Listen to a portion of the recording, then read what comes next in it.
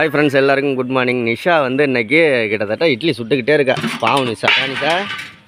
நிஷா ரொம்ப பாவம்.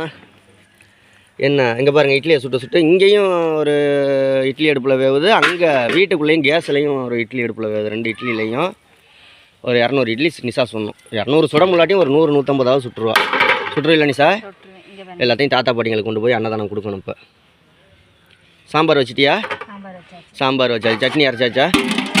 சாம்பார் சட்னி காலையில் 4 மணிக்கு எழுந்திரிச்சு சட்னியும் சாம்பாரையும் ஃபஸ்ட்டு ரெடி பண்ணிடலான்னு சட்னி சாம்பாரை ரெடி பண்ணியாச்சு. இப்போ வந்து இட்லி வந்து ஒரு 35-40 இட்லி சுட்டாச்சு. இப்போ வந்து மீதியை வந்து இன்னும் ஒரு 100 இட்லியாவது சுட்டுரு. சரியா? சுட்டதுக்கப்புறம் நம்ம வந்து தாத்தா பாட்டிங்களுக்கு கொண்டுகிட்டு போகலாம். அது கடையில் தனுஷ் தியாவை கிளப்பணும். தியா அன்னைக்கு ஸ்கூலுக்கு போகலங்கிறா. பால்வாடி போகல. தியா போகலங்கிறா. அவங்க அம்மா அந்த இட்லியெல்லாம் சுடவும் எங்கேயோ பேராவரணி கிளம்பிட்டாங்க அப்படின்னு நினச்சிக்கிட்டு கிளம்ப மாட்டேங்கிறா. எங்கேயோ அன்னதானம் கொடுக்க போகிறாங்கன்னு. தாரணீஷ் ஸ்கூலுக்கு கிளம்பிக்கிட்டு இருக்கான். ஆமாம். என்னடி ஒரு தட்டு தான் இருக்குது, இன்னொரு தட்டு எங்கடி? இதில் வந்து ஒரு தட்டு வைக்கிற மாதிரி தான். நீங்கள் இது கல்யாணம் ஆகிறதுக்கு முன்னாடி உங்கள் அம்மா சீதனம் வாங்கி வச்சது. இவங்க 2 பேர் தானே அப்போ?